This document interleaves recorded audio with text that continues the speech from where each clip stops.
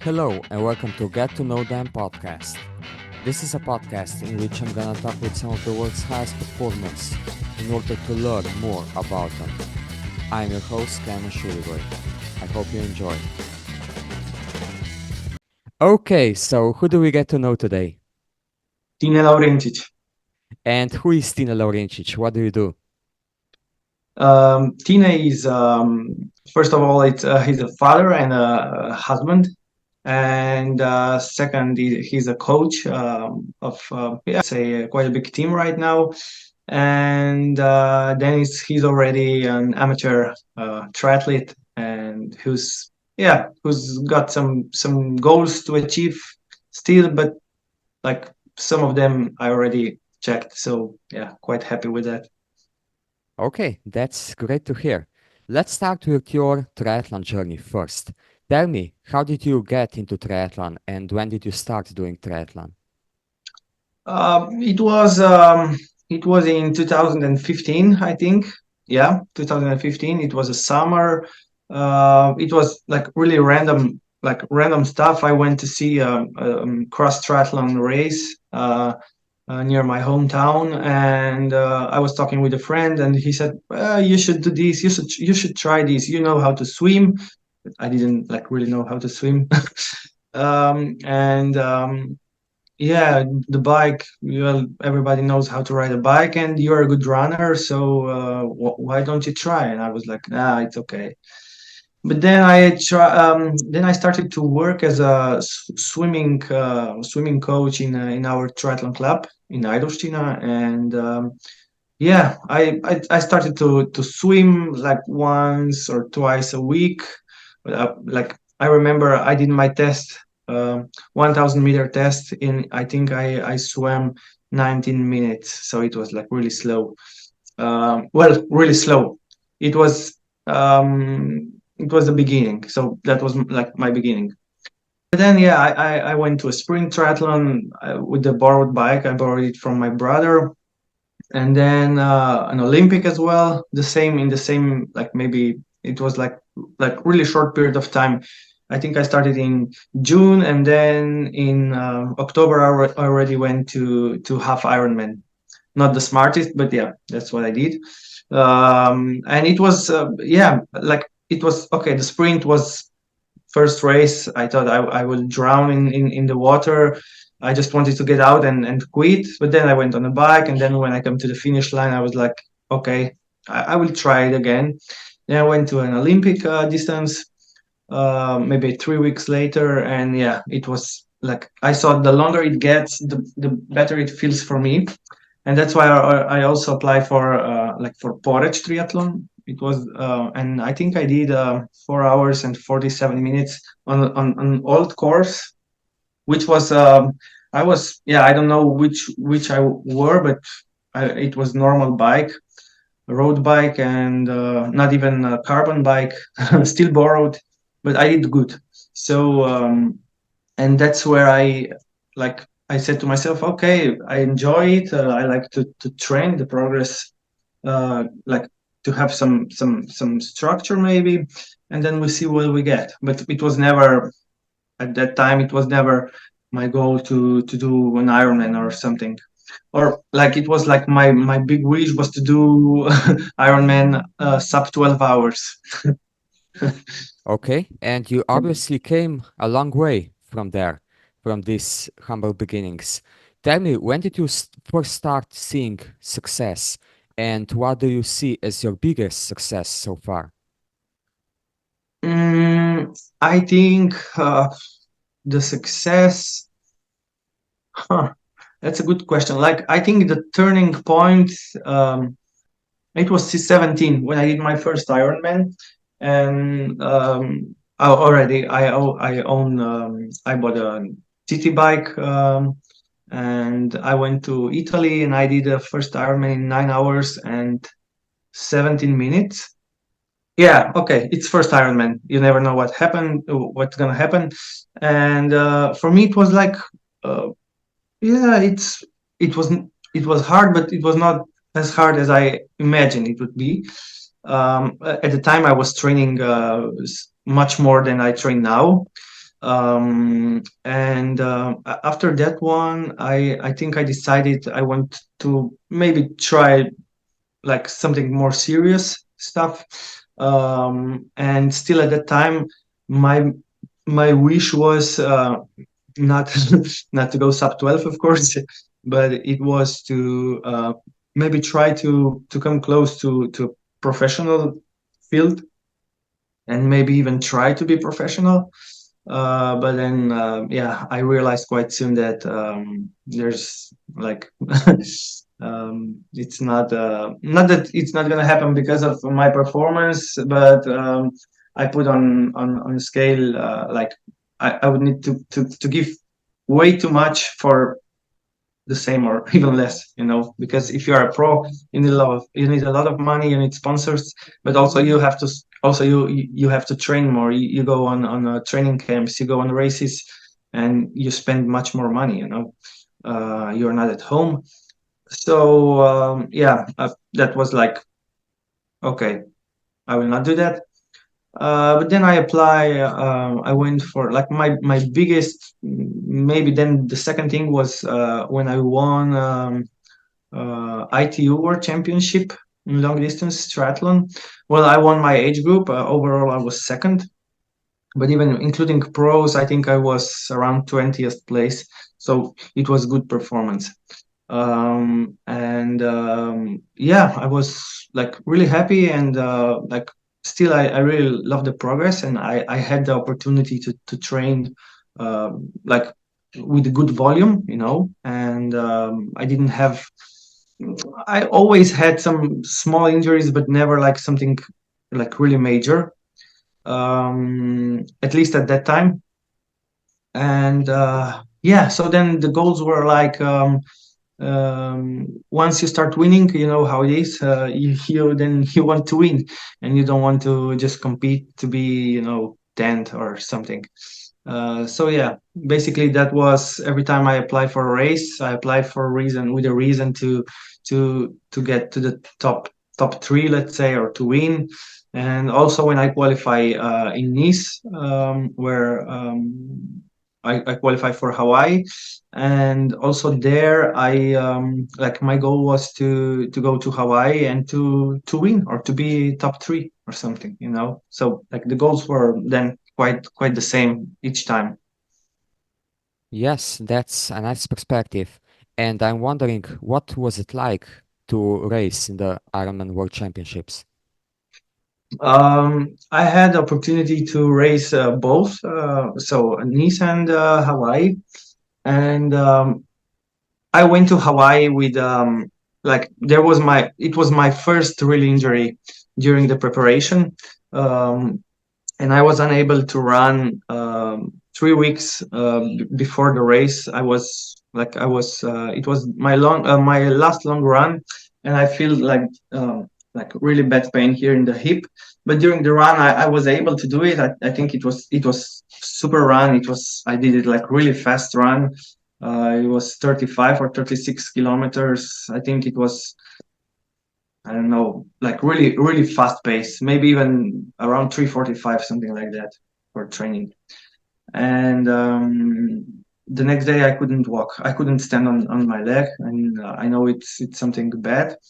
And then I did the MRI, and we saw a big scar here in the hip, it was rectus femoris here, and there was a big scar around 2 centimeters.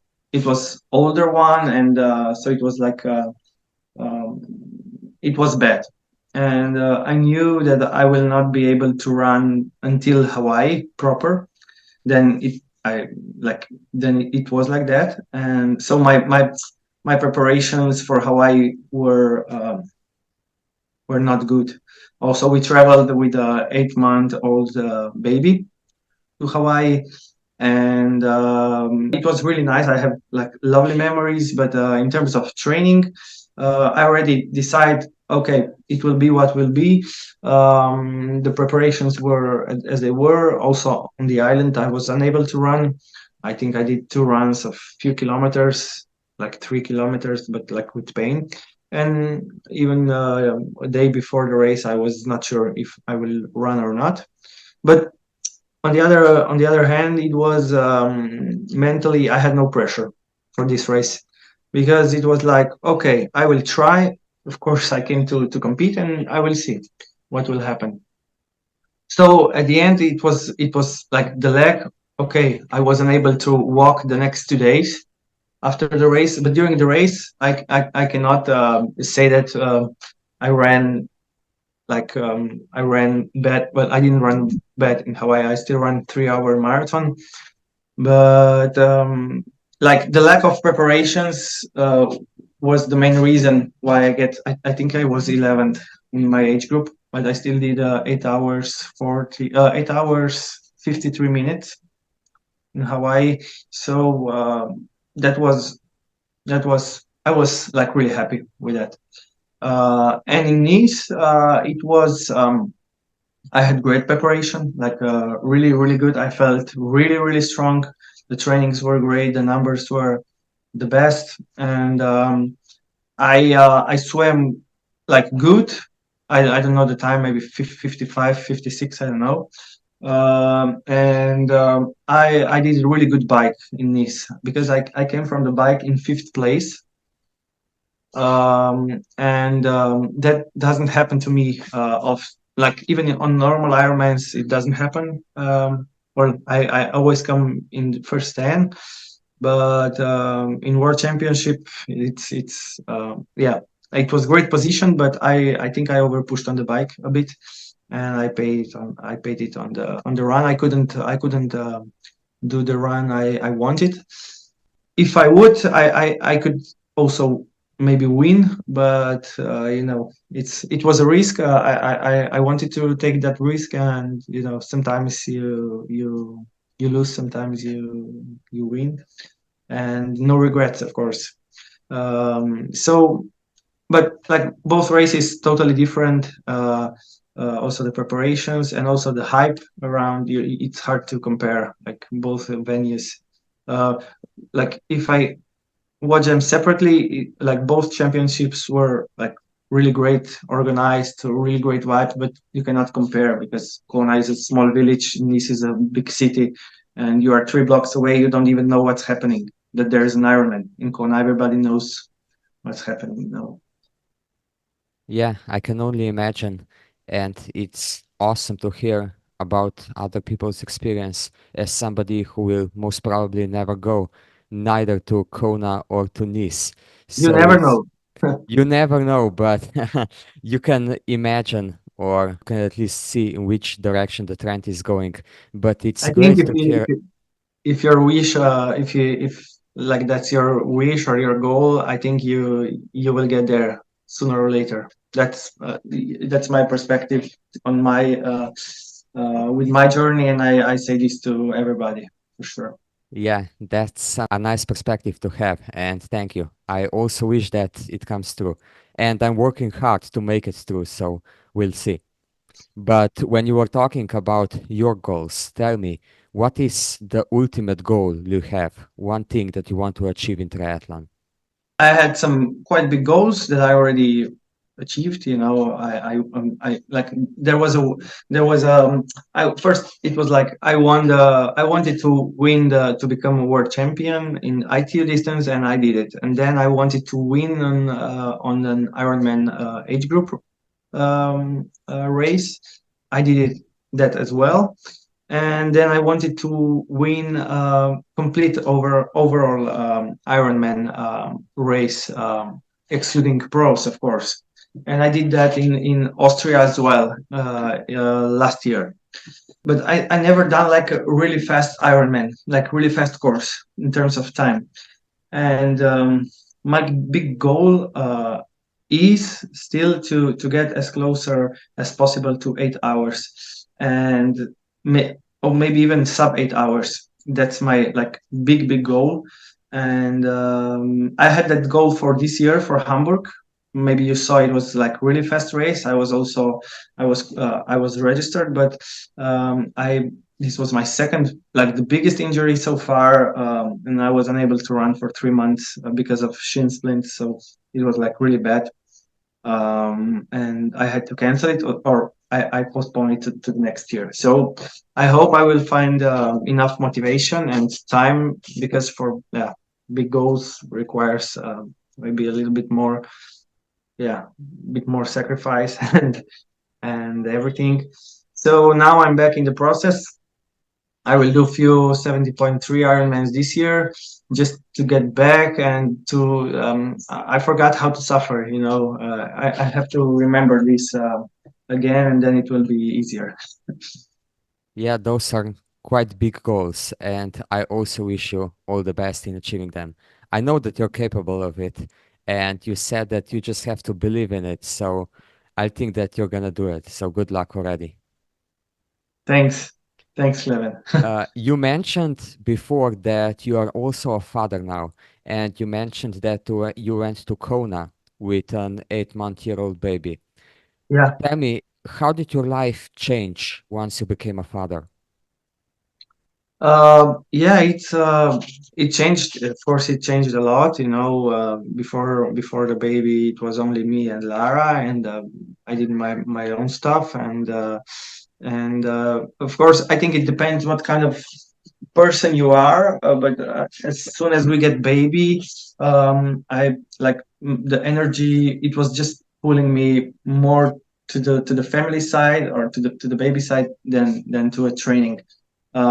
Maybe not like in the first few months and or the first year, but yeah, like now for sure, I want to spend much more time with my family and with the kid than training. And yeah, I think it's normal. But I think we are different. And I'm not a professional, so I do this for myself, and to feel good, and but still to I still have some goals, and I try to balance that. But yeah, there are months that I balance it like really good, then there are months that it's not that good, and it's okay. Then I made peace with that. I know what's important in life, like for me, and of course that's family at the first place. And yeah, if I'm playing with a kid or something like now, and then I don't go for training, say, well, okay, I will do it like some other day, or I just like I try to manage it on the other ways. But yeah, it's different. Dynamic is totally different. He's not in the kindergarten. He's 2.5 years old, so we have him at home. Also, it's good for I work from home. So we spend a lot of time together. I try to at least now try to do trainings before he woke up, or maybe in the afternoon, like when he's taking a nap, or then in the evening if nothing is different. At times I do trainings. He stays, of course, with with his mother, but I try to. It's not a problem for her to have, but I want to be around as much as possible. At least now that he's growing up, because it's never gonna come back. Yes, that's a nice segue to my next question, because a lot of people get into the same position as you are when they have to balance their life, their sporting, let's say, journey, and also their family. And all these people obviously want to know how to balance all of this. Since you mentioned that you try to achieve this balance, and you mentioned that you achieved a lot of sporting success even after having a child, I'm wondering, do you have any tips, tricks, hacks on how to achieve this balance? Or maybe just personal experience on how you manage these things? Yeah, I have, because I also work with a lot of people. So I have a little bit more inside of what's happening than maybe other people. And I think the first thing is that everybody is taking this too serious. That's my opinion. I think that's not that good. It's we as amateurs, like we have to know that this is we do this for like our joy or for feeling good. It is hard. We still have to train. We must have a like some consistent training, some structure, but we often in this progress we always forget why do we do this actually, you know. And then you get caught into, and then you are like you are a prisoner of your, I don't know. It's hard to get out of this. You really have to step back to look it from like a wide. You have to look like a wider perspective, and to see where you stand in this small in this big field, and like what you are, and like what are you doing.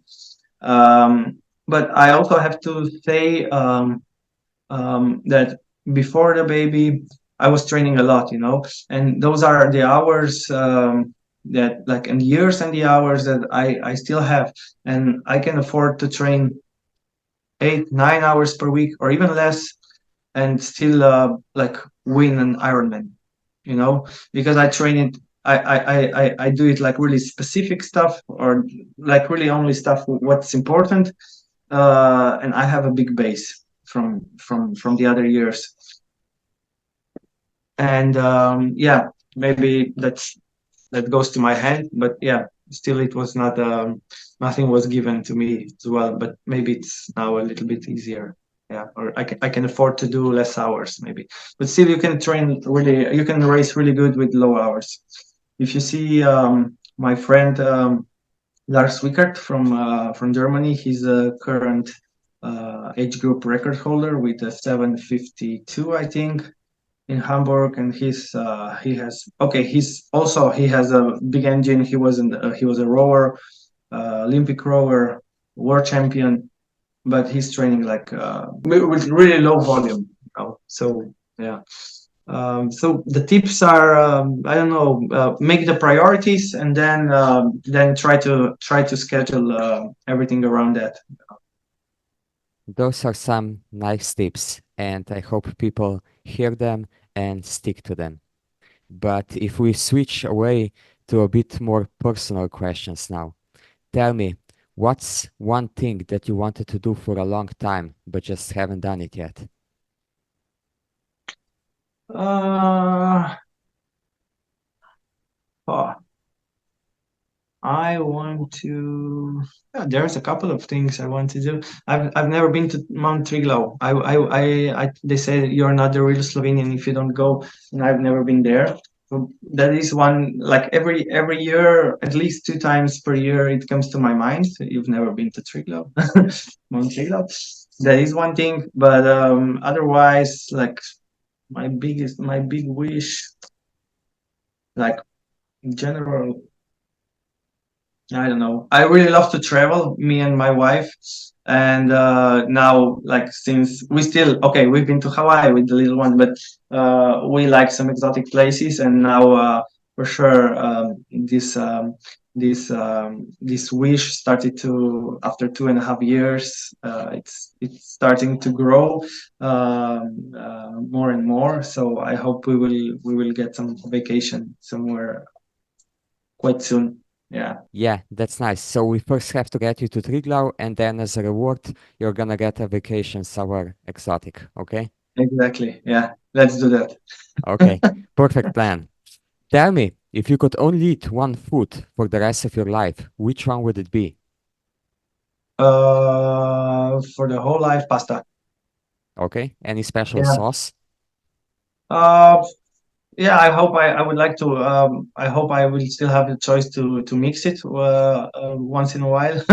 But if I would only have to choose one sauce, I think I will just go with pomidori. So with yeah, bolognese or just normal salsa. Okay, that's a nice choice. Tell me, what's your guilty pleasure? Um, chocolate. Okay, Yeah, I can eat a lot of obvious answer and a great answer. chocolate. Which song makes you happy most often? Right now, baby songs, like the songs my my kid is listening because we're listening all the time, and then in the car and in the house, and then I went for a bike ride, and I'm just like no no no no no. I'm just I find myself mourning like the kid song. So yeah, but then I That start to smile, and because I remember, yeah. So that's an unusual answer, but a very cute one. Tell me, what's one thing that annoys you or makes you angry?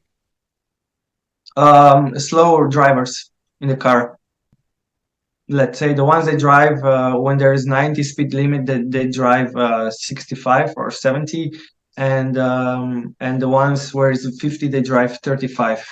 Then this is yeah. Okay. And if you could enforce one rule for the entire world, which one would it be? No politics. Okay. How would you then decide on all the important things? Oh, I think we could find a way without politics. Yeah, I hate politics, especially now when I see what's going on in the world. Without politics, it would be like much better world for sure. Yes, I agree with Um, you. We just have to yeah, find a nice alternative for it. yeah, exactly. Yeah, So, what do you think is the biggest stereotype about triathlon or triathletes? the biggest stereotype, I think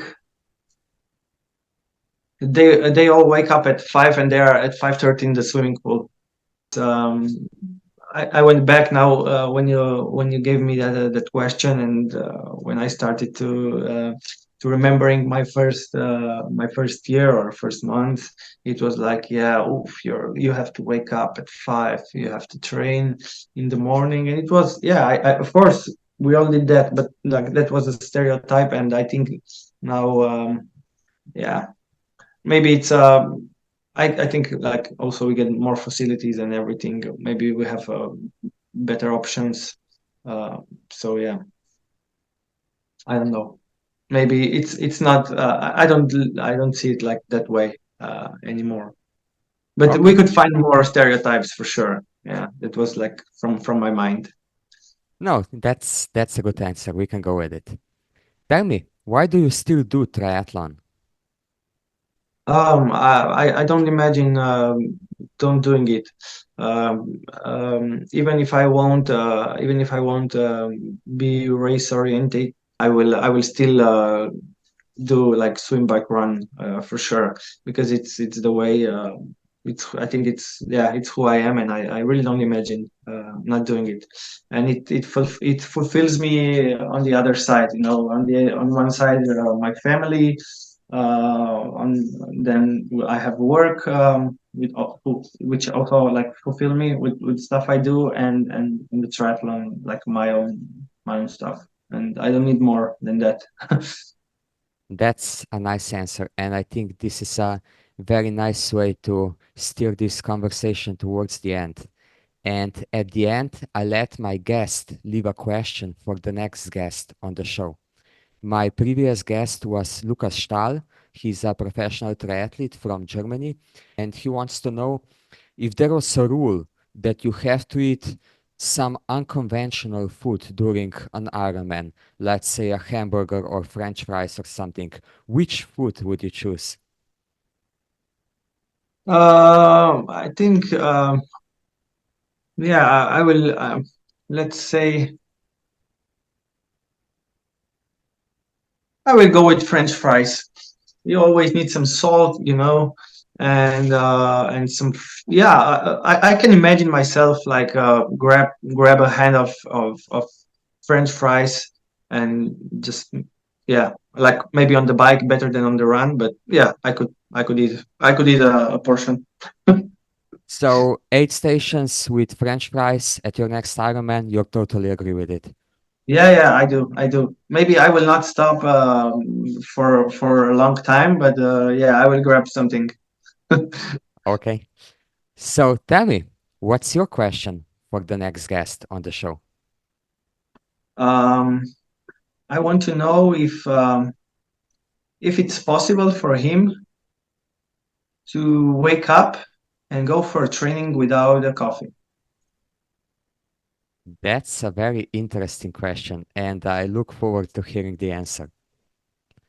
This was a real pleasure talking to you, Tine. Thank you for coming on the show.